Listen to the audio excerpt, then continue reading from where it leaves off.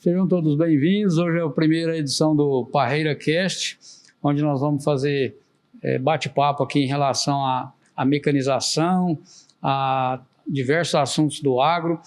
E eu sou o Paulo Otávio Parreira e hoje eu estou com uma pessoa aqui muito especial, que é o engenheiro agrônomo, produtor, consultor, Edson Rodrigo Vendrúsculo, que eu passo a palavra para você se apresentar, e é uma satisfação tê-lo aqui. Tudo bom, Paulo? Tudo jóia. Satisfação enorme, muito obrigado pelo convite, parabéns pela iniciativa. Esse é um tema, a gente tem escutado, podido ter acesso a muitos podcasts do agro, mas nenhum nesse setor. É o primeiro. Eu acredito que tem muitos assuntos para ser discutido, com certeza, que está dentro da parte da gestão de uma propriedade agrícola. E para contextualizar, eu gostaria que você atualizasse para nossos seguidores, para as pessoas do agro, pessoas que têm gestão, que talvez não estão aqui no Mato Grosso, mas para o Brasil, né? Quem é o Edson Vendrúsculo? Edson Rodrigo Vendrúsculo. Perfeito, Chico, um prazer. Bom, eu sou engenheiro agrônomo, formado na Universidade Federal de Santa Maria. Comecei na Unicruz de Cruz Alta. Estou há 25 anos, né, nessa profissão. Fui voltado mais para a parte de gestão. Tive a oportunidade de passar por empresas que ajudaram a formar o Edson, como a SLC Agrícola, o Telhar, GFN, Cantagalo. E depois de 2019... criamos o Grupo Velho Tata, para uma área de produção, então sou produtor e sou consultor também da RV Agro, Gestão e Inteligência Agronômica, muito mais voltado para a área de gestão, liderança e operacional dentro das propriedades agrícolas. Maravilha. 25 anos de experiência não é para qualquer um, e sempre acompanhando as evoluções, né? Pelo que eu te conheço, você participou de agricultura em diversos cenários, né? Cenário aqui no Mato Grosso, tanto aqui no centro do Mato Grosso, como no norte, nordeste também, né? No Piauí, em épocas de Cantagalo. Mas excelente, com certeza vai ser muito produtivo aqui para o nosso bate-papo. E quais os erros mais comuns que você vê os produtores cometerem nessa área de gestão, de mecanização, sem perceber? O que você acha mais comum? Paulo, tu sabe que essa área, até quando você me fez o convite, eu fiquei muito feliz, porque é uma área que eu vejo uma importância muito grande. Desde os processos das empresas que a gente passou, tivemos a oportunidade de dividir algumas camisetas junto, né? Vestir camisas da mesma equipe, aí, um prazer. Mas as oportunidades agora com a consultoria também, por exemplo, faço uma consultoria na Colômbia, lá no Grupo Olhar, e a produção agrícola não tem como não ter mecanização.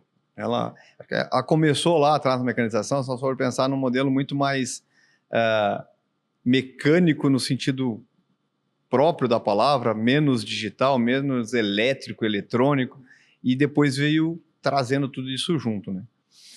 Mas a essência, ela não perde.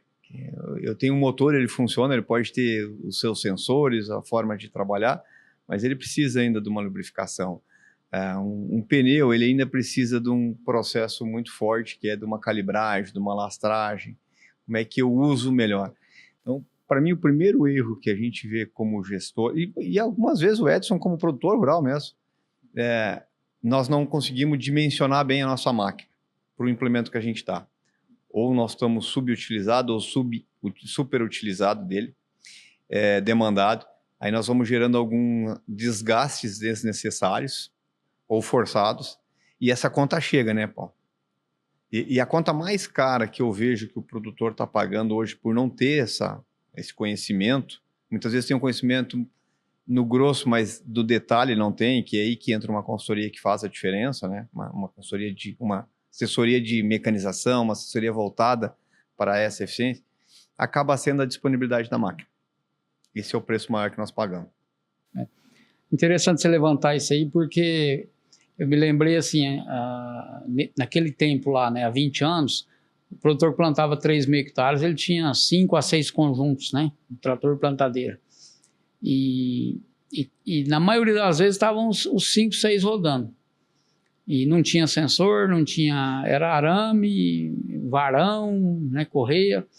E hoje em dia, para uma fazenda de 3 mil hectares, às vezes você só tem uma plantadeira, né? E é o que é necessário. Porém, essa questão dessa plantadeira parar, ela vai afetar a entrega do plantio na época correta, e com isso você perde janela de plantio de segunda safra, que como o próprio nome já fala, é a segunda safra, é o segundo caixa da empresa. Primeira cultura você acerta todo o custo fixo e variável da cultura, e o lucro está na segunda safra. Então, essa questão do acompanhamento, da prevenção e de dar a devida importância, investir como um seguro na manutenção e na capacitação das pessoas, realmente faz a diferença. Paulo, quando a gente começa... Tu tem 1 ou 2 máquinas só, um parque de máquina pequeno, muitas vezes a gente pensa assim, como é que eu vou pagar um assessor para fazer isso? Como é que eu vou pagar um consultor para vir?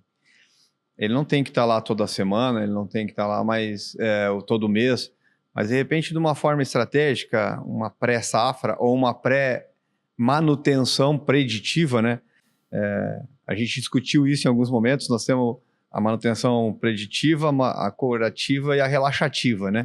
Que é quando o negócio já bagunçou. E a gente vê muito isso. A gente vê bastante esse negócio. E o que eu dou valor, não por eu ter uma consultoria na parte de gestão, mas o que eu acredito que faz todo sentido, principalmente na mecanização, é quando nós começamos a criar os KPIs nossos, quando nós começamos a entender qual o custo que deveria ser, por uma lógica de uma manutenção, por linha de semeadura. Se ela está fazendo 45 hectares ou 40 hectares por linha no soja, na primeira safra, e ela vai fazer mais 20, 25 na segunda safra. Então ela está somando 70 hectares linha no ano. Qual é o custo dessa manutenção? Como é que tem? Porque quando a gente começa a olhar isso, tem horas que em algumas propriedades, e eu acredito que você passe por isso, a primeira pergunta não sabe a resposta. A segunda pergunta vai saber a resposta, mas é que um pouco não está toda ela bem elaborada. Ah, mas eu tenho um sensor, ele não é esse custo. Eu tenho aquele negócio lá, não é. Não é. O que é realmente o custo? E o terceiro, que é o mais importante, ele está equalizado, ele é um número certo dentro de um benchmark. Porque eu, como produtor rural, em algumas vezes eu tenho dificuldade de ter isso com o vizinho, de ter... Não são todos que conseguem trazer essa informação. Mas quando eu falo com um consultor, ele não precisa dizer o nome, ele diz, ó, nos meus clientes eu tenho isso, nos meus colegas que têm tantos clientes, eu vou trocar uma ideia, eles têm mais ou menos isso. Para o teu tipo de semeadora, para o teu condição de solo, condição de terreno, condição o tipo de máquina que tu está usando, vida útil dela, a condição que tu está tratando ela também, né? Então, é isso que eu entendo que começa a fazer sentido para nós poder ter uma gestão mais importante da mecanização. A mecanização, para mim, ela passa por um processo muito forte, Paulo, que uma máquina, ela não existe estoque de passagem. É diferente de uma parte química. Eu vou lá, comprei um fungicida X, eu usei ele e eu não me adaptei muito, eu entendi que a resposta dele não foi legal. O ano que vem eu vou e compro outro, porque eu usei ele essa safra e deu. Eu comprei uma variedade de soja, de semente de soja, de milho, um híbrido de milho, uma variedade de algodão, e eu entendi que ela não se adaptou para a minha região. O ano que vem eu vou lá e compro outra. Eu ajusto o espaçar minha população. A máquina não dá, né? A máquina, eu comprei uma semeadora, eu comprei um trator, eu comprei um pulverizador, eu comprei uma colhedora. Como é que eu vou trocar no outro ano? Então eu não quero mais. A partir do momento que ela saiu de dentro de uma revenda, eu tenho 10, 15% de deságio sem mexer nela, sem usar ela na roça nossa. Por isso que é muito importante esse detalhe. E eu posso te falar, eu acredito que com uma certa segurança, que fora alguns grupos que estão estruturados com uma equipe de mecanização a nível de um gestor, de um gerente, que vai se resumir por causa do tamanho da empresa, mas nós devemos ter 2% do produtor que consulta um cara técnico da mecanização para discutir sobre a compra de uma máquina, de um equipamento. Eu vi, já escutei, né? Principalmente, vamos pegar exemplo, trator e plantadeira. Tá saindo a quantos reais por CV? Quantos $1.000 o CV? A plantadeira, quantos mil reais por linha? Comparando marca, às vezes o modelo. E quando você faz isso, você deixa de chegar nas particularidades, né? Quando você comentou o KPI por reais por linha de plantadeira.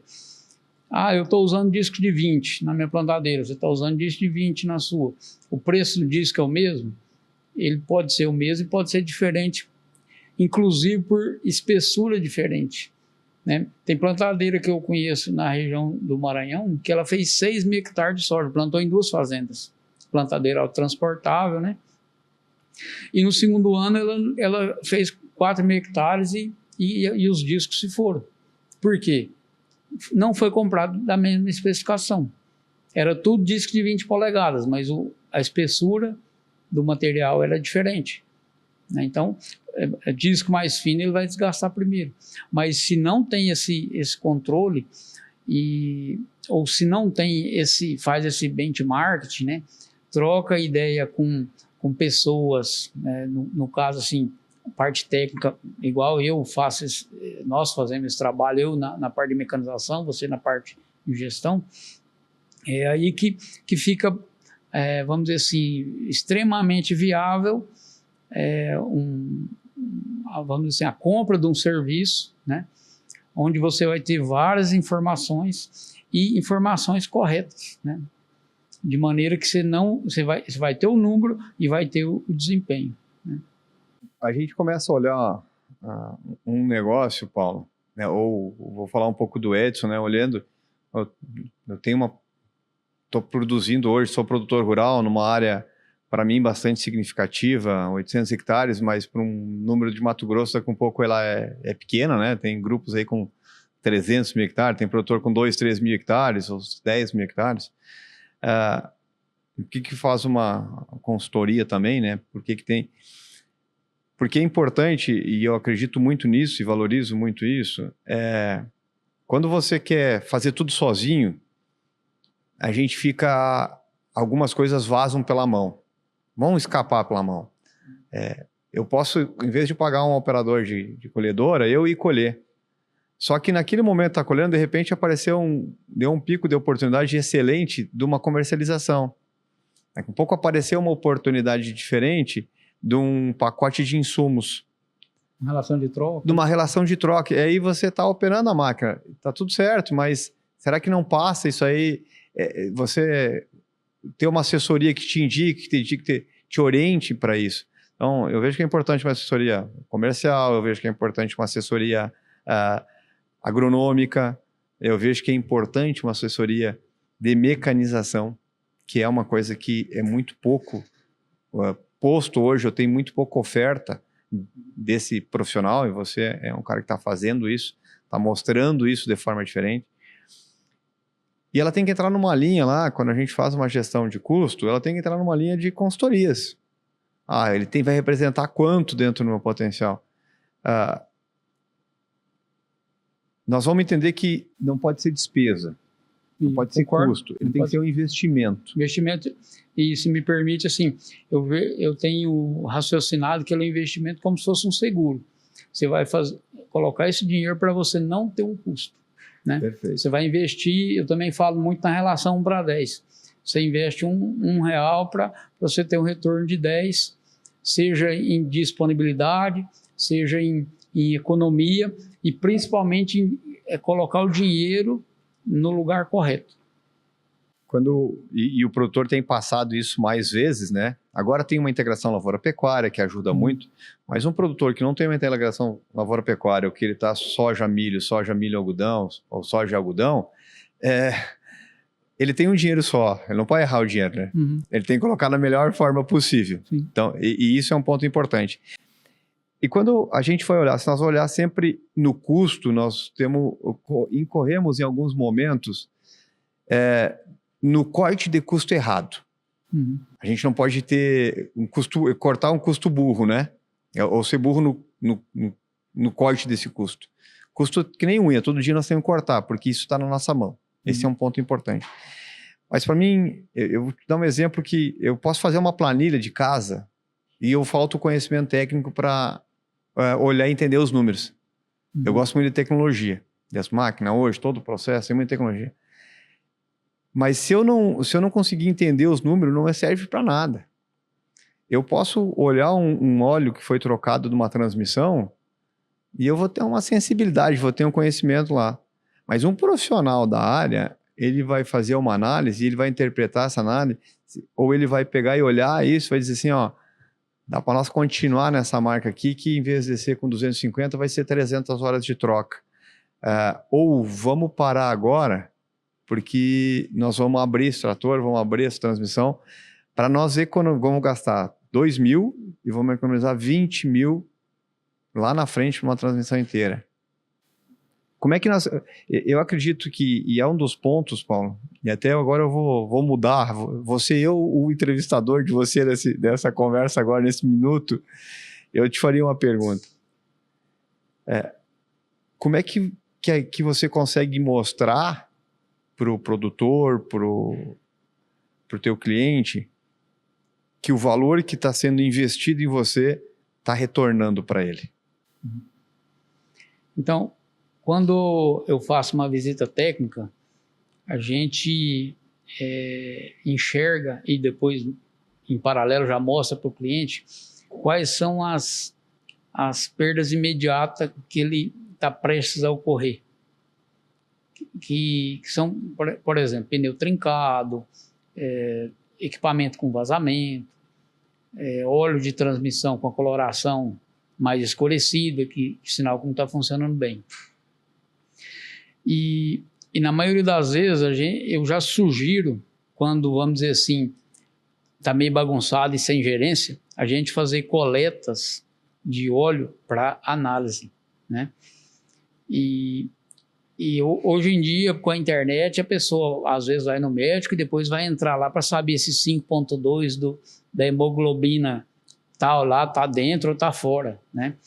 Então a gente faz essa coleta e manda para o laboratório. No Brasil, em Cuiabá tem, Belo Horizonte tem, então no Brasil inteiro com 2 dias chega, né? E de posse disso a gente consegue, de uma maneira muito clara e específica, enxergar que aquele motor está com desgaste acima da média, acima de um parâmetro, né? E com aquela informação a gente tem a frieza e a tranquilidade ao mesmo tempo de tomar decisões que são estratégicas no sentido do que fazer e até quando fazer.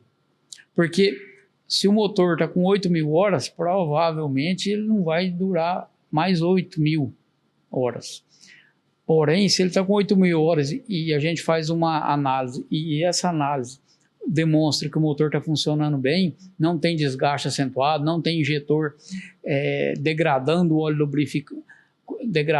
lubrificante mais cedo, então nós temos condição de monitorar esse motor e talvez lá com 13.000 horas a gente vai ver que ele começou a ter um nível de desgaste e aí toma uma decisão, nós vamos fazer um motor, nós vamos passar essa máquina para frente ou vamos colocar essa máquina numa atividade mais leve, um trator de 250 cavalos, mas vamos colocar ele para puxar um pipa d'água, porque nós compramos outro agora e tal, né? A gente faz a gestão na essência, mas com base em quê? Aquele trator tá bom, conceito de bom e ruim, o Renato Ferreira já fala sempre, cada um tem o seu, né? Claro. O número, o KPI, né? É que vai poder basear uma tomada de decisão assertiva. Então, esse é um ponto crucial que na última linha aí dá aquela relação para 10. Se pegar coletadeira de algodão, a máquina de $1,5 milhão, o motor para reformar R$300 mil quando ele danifica tudo. Quanto tempo que uma máquina dessa fica parada? Né?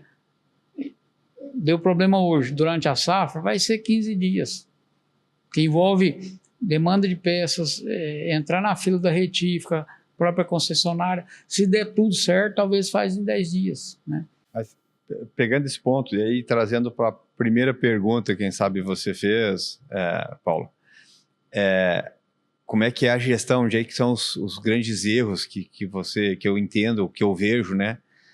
Ele está muito atrelado a isso dentro da produção. Uhum.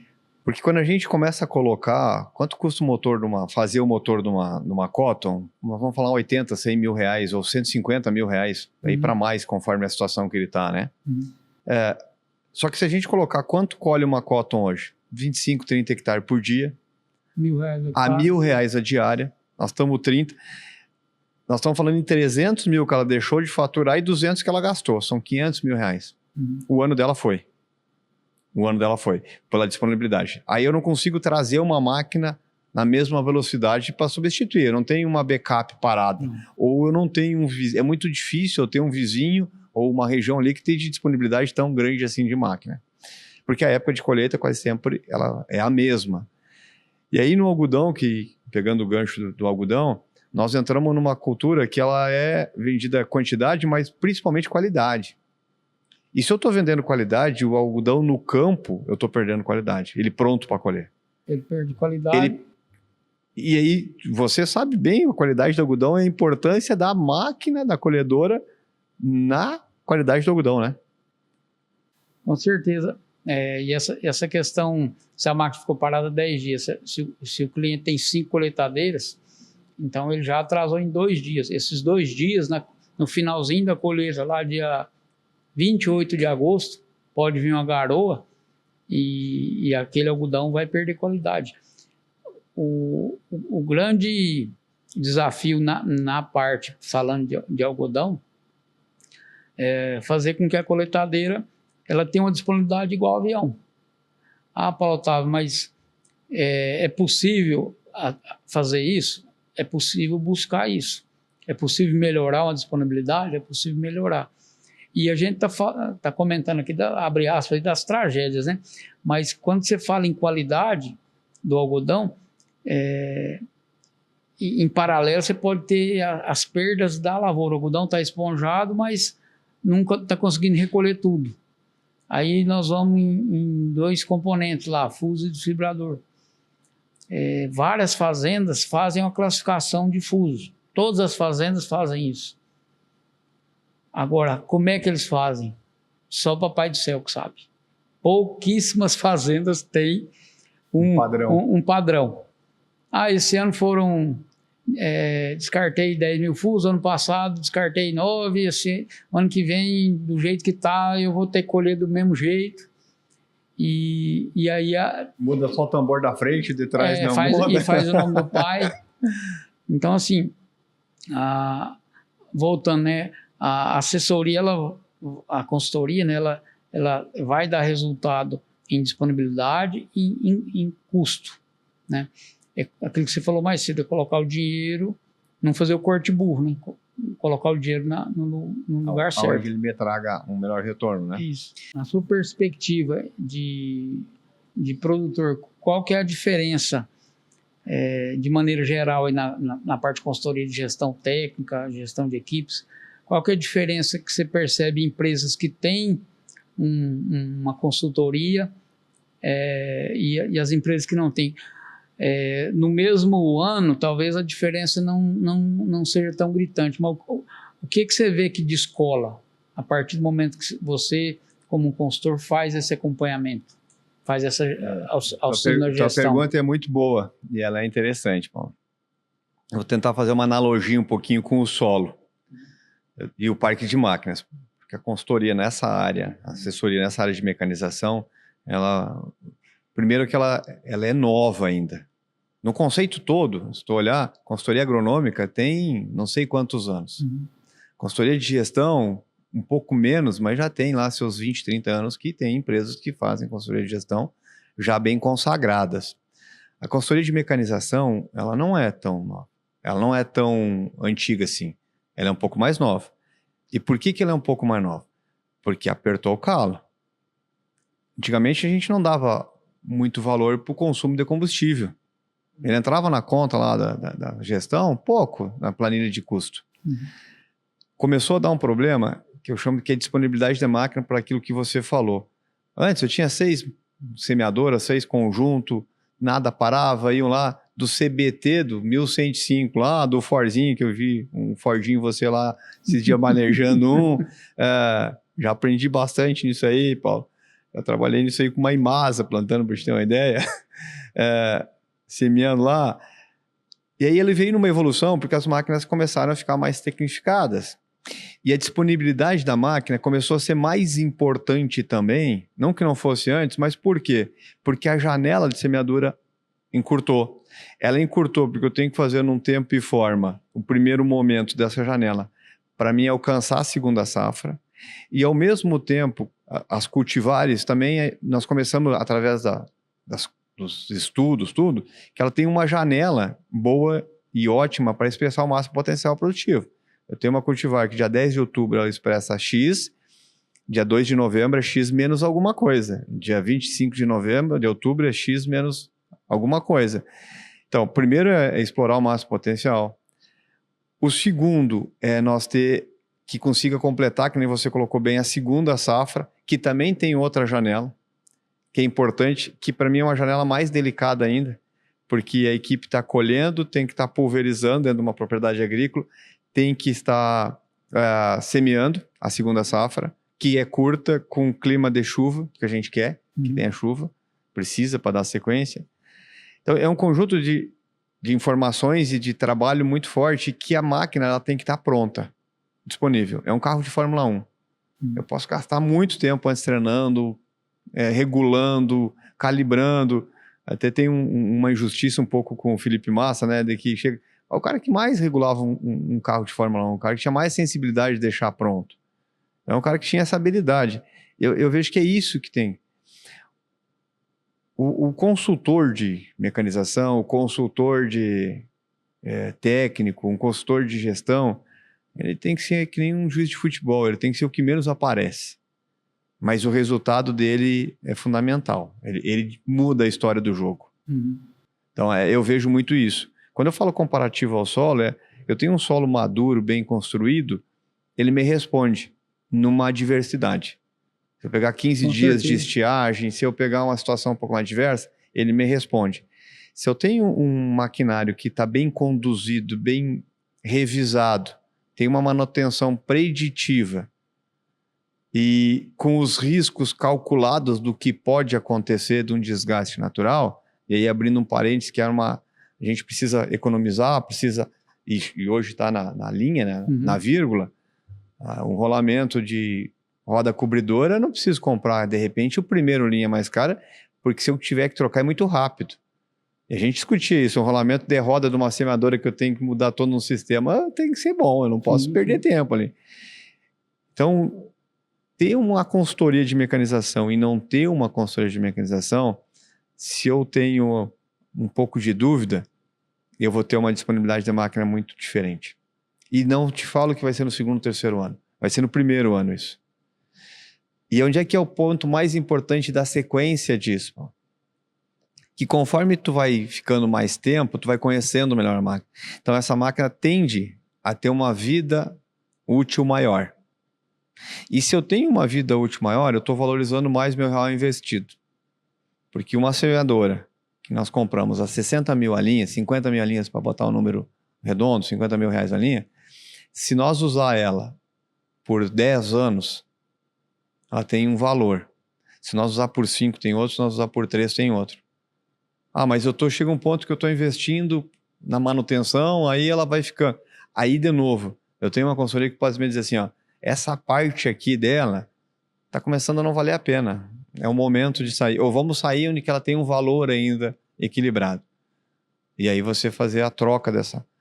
Então, é um conjunto de fatores que te levam a ter uma diferença entre tu ter e não ter uma boa assessoria, uma boa consultoria. Meio que para todo. Eu entendo que para todos os setores isso faz sentido, sabe? Desde que nós consigamos identificar, desde que nós conseguimos absorver isso junto com a equipe, e o primeiro momento é top-down, né? O dono tem que querer isso, ou o gestor principal tem que querer isso, entender isso, e aí trazer para a equipe, porque ele faz a diferença, não tenho dúvida disso. Eu até gostaria de resgatar aqui, Edson, que você comentou que a consultoria de mecanização ela é mais nova, e hoje no Brasil nós temos muitas pessoas, muitos especialistas em capacitar as pessoas, né? Nessa área de máquinas, né? Isso começou lá há 30 anos, 40 anos, quando a John Deere começou a investir em pessoas das concessionárias para serem propagadores de tecnologia, né? Divulgar, fazer os treinamentos nas fazendas e tal. Inclusive eu passei por esse processo aí quando eu estava em concessionário da John Deere. Agora, o trabalho que eu tenho feito nos clientes, ele contempla treinamentos, a gente também faz isso, né? Mas essa parte de entrar dentro do parque de máquinas, né? Dos processos lá de troca de óleo, a validação de fornecedores, né? Para justamente que opção que eu tenho aqui para viabilizar a manutenção, onde tem que ser uma peça de um valor agregado maior, onde eu posso usar uma peça comum, né? Que também vai proporcionar um bom desempenho. Então, nesse aspecto, a consultoria de mecanização realmente ela é mais nova, né? E nas fazendas hoje, grandes grupos têm gestores de mecanização, a maioria deles tem coordenadores de mecanização e manutenção. Agora, uma coisa que vez ou outra eu percebo, que o fato de ter essas pessoas, de ter um orçamento macro lá para mecanização e uma pressão para cumprir esse orçamento, algumas vezes está cortando e chegando ao osso, e aí a plantadeira ela não entra revigorada, né? Você investiu em mão de obra interna ou de um terceiro para fazer a manutenção, mas aquilo não teve vamos dizer assim, uma inteligência, uma expertise ou uma vivência necessária para fazer exatamente o que tinha que ser feito. Pegando esse gancho, Paulo, eu vou abrir 2 parênteses aí. O primeiro, eu entendo que treinamento é diferente de consultoria. Porque é o que tu falaste, eu posso fazer um treinamento, eu posso receber um treinamento do Paulo, receber um excelente treinamento de um outro, e hoje conheço alguns que são muito bons. Pega o Edson aí, acho que é da Bahia, que ele é no meio de São Paulo, um cara em plantabilidade, tem vários que dá para estar aí. Mas é treinamento. É diferente da vivência, que nem você falaste, ir lá e identificar todos os processos, e multimarca, e multimomento, e multicultura, e multi-equipamentos. E inclusive os equipamentos mais simples que a gente vai falar, que é de uma grade niveladora, ou de uma intermediária, de uma grade pesada, ou de um subsolador, ou de um escarificador. Que eu vejo muito erro, inclusive de uso do erro, da dimensão da máquina, do equipamento para o trator, da lastragem desse trator e etc., da regulagem dele, do time de fazer isso, capacidade de solo e assim vai. O outro ponto que entra nessa linha, que eu vejo que é importante, é porque daqui a pouco eu tenho só 100 mil para resolver o meu problema da mecanização.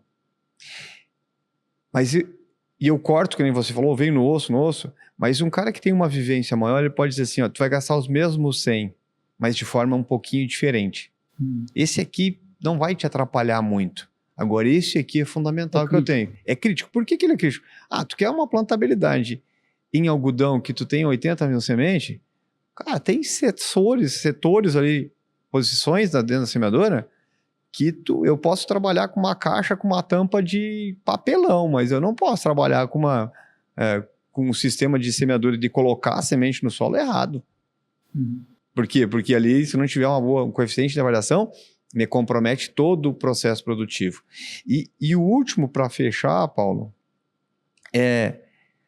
eu falo, e a gente teve experiência de estar junto, nós temos que visitar a nossa propriedade. Por que eu entendo que a consultoria ela nos ajuda? Ou assessoria, o nome que a gente tem. A pessoa de fora ela vem e nos ajuda. De novo, em 2 motivos.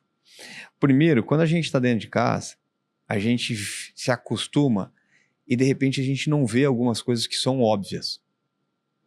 E pouca gente fala para nós o óbvio todo santo dia.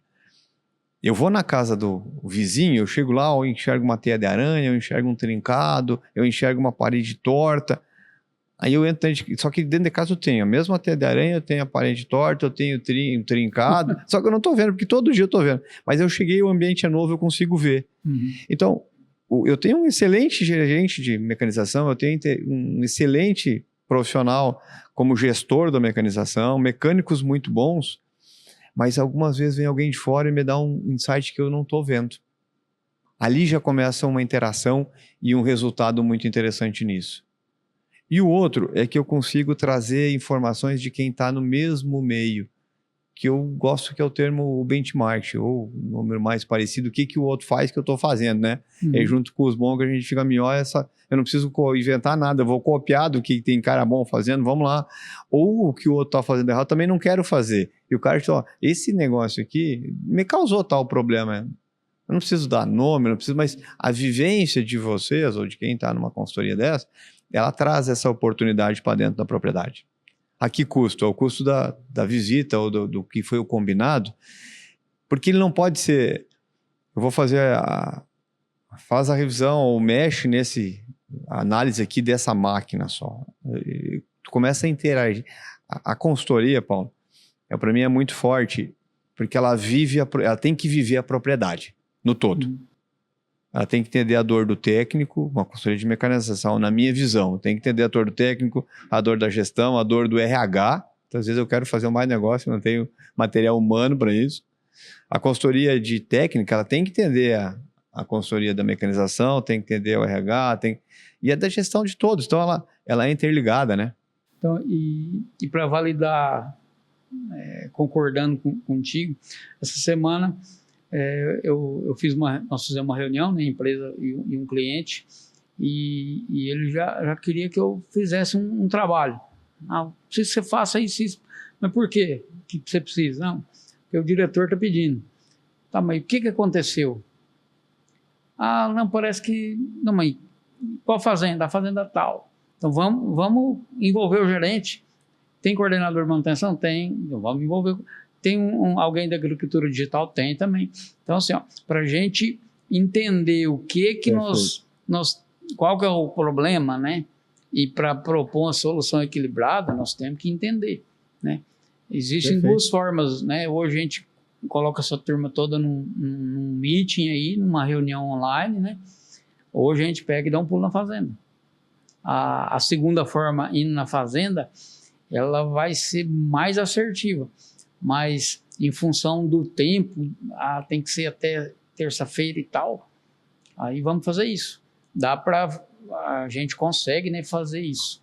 Mas eu acredito que, principalmente nessa parte de mecanização, e aí vem o que você, voltando um pouquinho da outra pergunta, a gente vai misturando, né, no bate-papo, o que faz a diferença de eu ter um consultor ou não ter um consultor? É que com o tempo, eu posso resolver um problema num telefonema. Mas primeiro eu preciso calibrar o olhado, né? O olhado do Paulo é esse, então eu calibrei. O Edson é esse, nós estamos calibrados. Eu estou lá na roça, Paulo, aconteceu isso. Você está vendo, porque a gente está alinhado com isso aqui. Isso se constrói com o tempo. Então, a consultoria momentânea, para tudo que eu vejo que tem uma perenidade, eu tenho dúvida. Lógico, tu não pode ficar dependente. Com a maturidade, tu vai diminuindo a dependência e se torna quase que um conselheiro desse processo. E o nível da equipe ele tem que subir. Vai subindo. Né? Tem que ir subindo E a consultoria, ela vai para outros níveis, em outros assuntos dentro da mecanização, dentro da parte agronômica, na minha visão. E um outro ponto que acontece é que, semelhante quando a gente vai ao médico, à medida que você está com seus níveis lá dos exames melhores, ele vai falar, ó, você não precisa vir a cada 3 meses, você pode vir a cada 6 meses. Só que no médico a gente, daqui 6 meses, volta. E na consultoria, o que eu tenho passado que a gente tem vivido, a gente tem clientes que a gente já alongou esse intervalo de visitas, mas a gente tem a facilidade de se comunicar. A hora que dá uma dorzinha de barriga semelhante ao médico, mas tô achando, não, vem cá, vamos ajustar aqui, né? A gente dá esse suporte. Hoje nós temos uma oportunidade muito grande, né? Comparado com o que passou, e quem sabe para frente vai ser maior. Por isso que eu gosto da tecnologia. Já tem, daqui a pouco a gente não vive muito, mas já tem situação vivida que hoje a gente faz muito com o celular, né? Eu estou numa situação mais difícil, encosta a minha máquina lá próximo num ponto na internet, e agora com Starlink facilitou muito a situação, né, Paulo? Eu acredito que deve ter acontecido isso para você. O cara lá filmando, ó, Paulo, que está acontecendo isso aqui, fazendo um vídeo. Tempo real, quase. Tempo real que tu está fazendo. O médico consulta, você pegou o paralelo do médico, né? Consulta, faz cirurgias à distância. E essas análises seguramente vão evoluindo para isso. Mas para isso precisa ter confiança, né? Eu vou fazer uma cirurgia com o médico. Não vai do zero. E aí precisa de tempo. Por isso que eu entendo que a consultoria ela tem que ser construída nesse modelo, sabe? E é um desafio muito legal. E te parabenizo por buscar esse trabalho numa área que ela é muito delicada dentro da propriedade, porque quando tu olha a mecanização, e aí pela experiência que nós temos, eu vou dizer assim, porque os dois já cabelo branco, né? O cara da operação disse que não rendeu porque a mecanização não fez certo, não estava pronto, disponível a máquina, só estraga. A mecanização diz que o cara não sabe operar. Ou nem tinha operador. Ou não tinha operador. Aí chega lá, o cara da mecanização, não arrumei, porque o cara do suprimento não me entregou a peça. E isso precisa equalizando. E quem vem de fora, que tem experiência, que tem uma bagagem, ele também já vai mitigando esses conflitos, ou equalizando esses conflitos. Vai parando as arestas. Porque é uma coisa todo mundo. Que eu sempre gosto de usar, assim, nós temos que tirar as muletas, né? Não é para nós andar de muleta, nós temos que andar sem muleta. Como é que a gente vai tirando as muletas? Quando a gente vai trazendo pessoas que têm conhecimento e vai desenvolvendo. Eu sou desfavorável à dependência. Nós não podemos ser dependentes. Isso, grupos grandes que a gente tem a oportunidade de eu discutir com equipe da indústria, ou John Deere, ou Case, ou New Holland, com as concessionárias. Eu não quero ter o melhor mecânico todo o tempo dentro da nossa propriedade. Eu quero um conhecimento bom, que os nossos mecânicos sejam tão bons quanto os seus, e aí a gente discutir os detalhes. O teu melhor mecânico vai para o Edson lá, que tem só uma máquina. Esse cara não pode errar. Não é lá que tu tem que treinar o mecânico, né? Então a consultoria a gente não pode ser dependente disso. Agora, nós precisamos ter uma parceria de longa vida, de longa data. Nessa parte, então, Paulo, hoje eu vi um pouco assim do teu material já, a gente se conhece, vejo que você tem feito alguns trabalhos que ele vem na base de a primeira presencial para conhecer, para entender o processo, parte de máquinas, e depois uma sequência de uma rotina de reuniões de uma forma à distância, por uma videoconferência, por uma ligação, onde que isso se torne também uma rotina para os ajustes. Não sei se isso tem sido um novo padrão que tu está buscando para um modelo diferente dentro da tua consultoria? Porque linhas gerais, no começo a gente estava trabalhando sempre indo na fazenda, né? Às vezes cada 45 dias, às vezes todo mês, às vezes a cada 2 meses.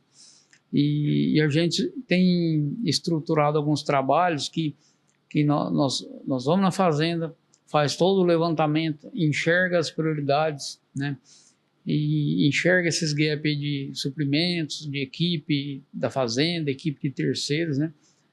E principalmente a gente estabelece um cronograma do que nós temos que fazer. Quando a gente constrói esse cronograma, aí vamos dizer assim que a carroça começa a andar, né? E isso aí exige um acompanhamento, né? Tem que ter uma gestão, mas a equipe da fazenda, ela vai estar fazendo isso, né? Mas a gente não pode chegar daqui 2 meses e pensar que vai estar tudo certo, né? Então nós temos que ajudar, dar o suporte, na verdade não é ajudar, né? Dar o suporte necessário. Então qual que é o formato? A gente vai na fazenda, faz esse trabalho e a gente deixa tarefas para serem executadas, né? E essas tarefas tem da fazenda, tem minha parte, e toda semana a gente faz uma reunião de 1 hora e meia com a fazenda, né? Para ver se aqueles pontos foram conquistados, né? E já deixa alinhado o que fica for pendente para a próxima semana, né? Às vezes a gente chega em dificuldades assim. Tinha um trator que ia ficar pronto na quarta-feira, que vinha a bomba lá de Palmas. E essa bomba não chegou. Por quê? Não, o estoque estava furado. Tá, e o que foi feito? Estão vendo ainda. Não, então vamos ver agora. Vai vir da Bahia, vai vir do Rio Grande do Sul. Como é que vamos resolver isso aí? Porque na programação esse trator vai entrar nas áreas... Tem uma gestão das tarefas elaborada dentro de uma agenda. Você faz um follow-up uma gestão desse processo também.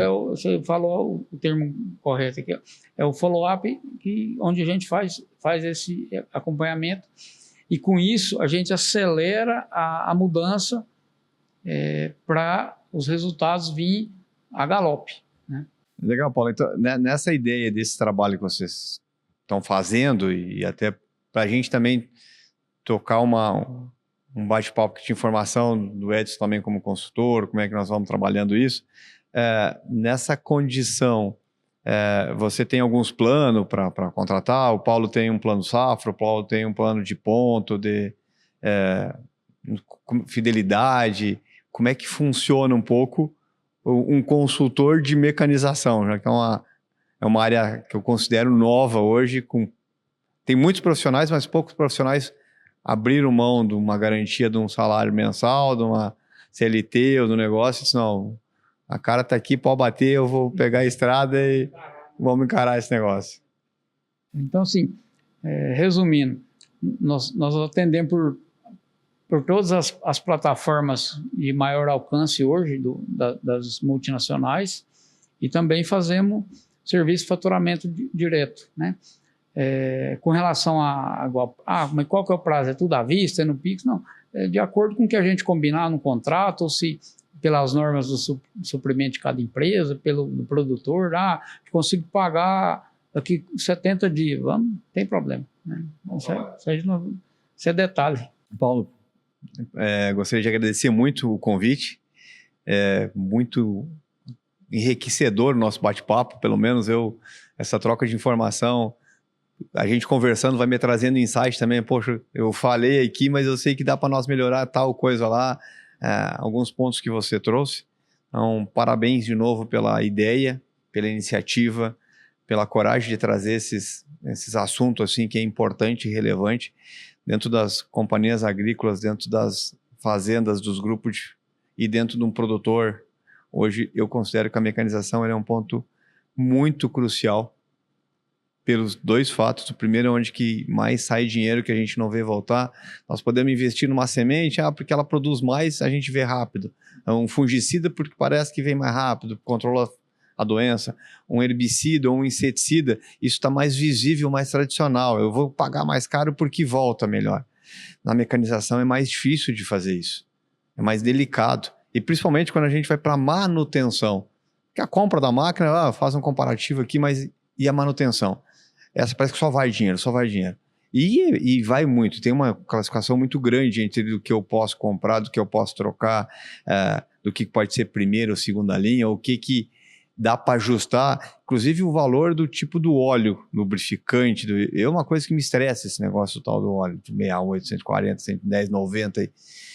Então, tem um impacto muito grande nisso e você trazer isso para a mesa, sentar junto com o produtor, vir com uma equipe de mecanização, de operadores e trabalhar isso aí que é mais melindroso, é muito bom. Então, parabéns pelo projeto e muito obrigado pela honra de estar batendo esse papo com você.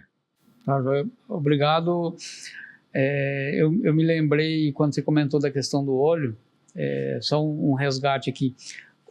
A gente já teve a oportunidade de padronizar óleo sem perder qualidade para empresas que tinham máquina de tudo quanto é cor, verde, amarelo, vermelho, azul.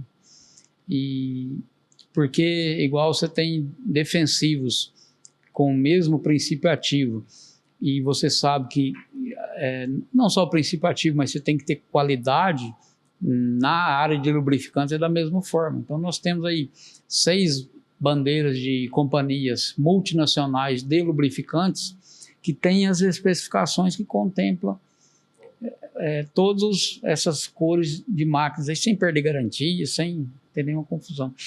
E, então, eu te agradeço enormemente pela presença, pelo apoio, pelo nível técnico que você impôs aqui no nosso bate-papo.